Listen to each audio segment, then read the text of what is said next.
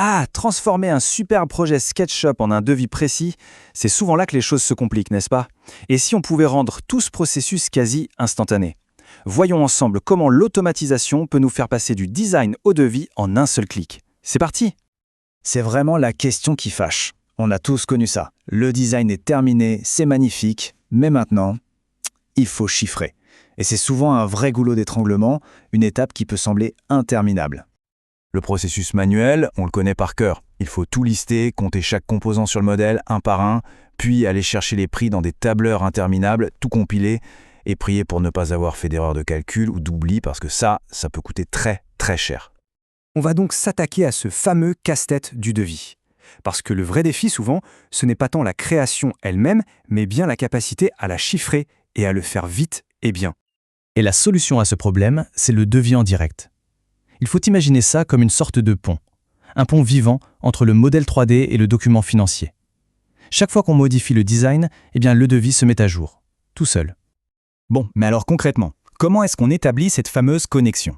On va voir que la mise en place est en fait d'une simplicité déconcertante. C'est tout simple, vraiment.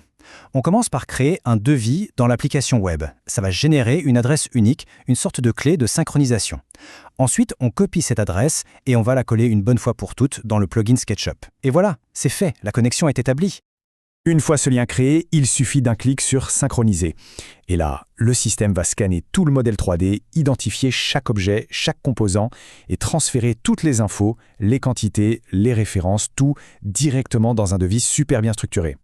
C'est vraiment là que la magie opère, parce que cette synchronisation, elle n'est pas figée, elle est dynamique.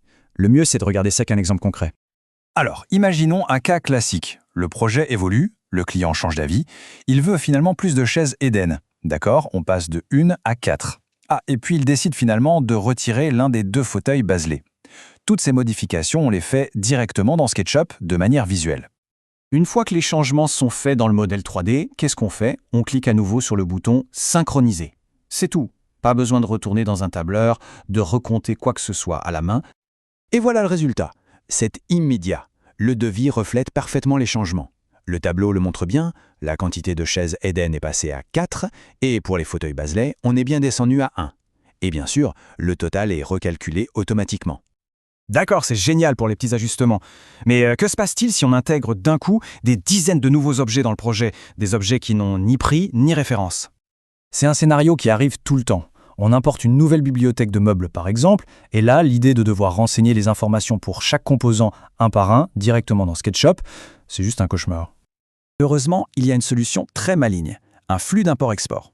D'abord, on sélectionne tous ces nouveaux objets sans données et on les exporte en un seul fichier CSV. Ensuite, on ouvre ce fichier dans un tableur type Excel et là, c'est beaucoup plus rapide d'ajouter tous les prix, les références, etc. Une fois que c'est fait, on réimporte le fichier complété dans SketchUp. Le gain de temps est juste colossal.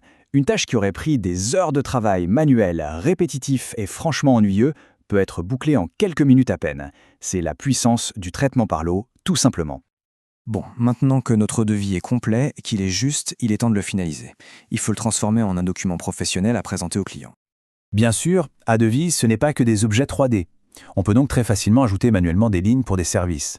Par exemple, un forfait d'installation à 1 500 € ou encore des frais de livraison. C'est très flexible.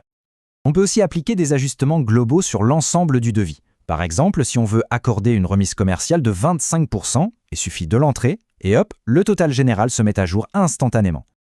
Alors, une fois que tout est absolument parfait, les quantités, les prix, les services, les remises, tout est validé, il ne reste plus qu'une seule chose à faire, générer le document final. Et là encore, un seul clic. Un PDF clair, professionnel et détaillé est créé, prêt à être envoyé. Il contient absolument toutes les informations, jusqu'au total général qui, dans notre exemple, s'élève à 18 427,50 €. C'est vraiment l'aboutissement de tout ce processus. Donc la vraie question à se poser à la fin, c'est « Et si les devis pouvaient s'écrire tout seuls ?» L'idée, ce n'est plus de faire des devis, mais de laisser le design les générer pour nous, automatiquement. Et ça libère un temps incroyable pour se concentrer sur l'essentiel, la création.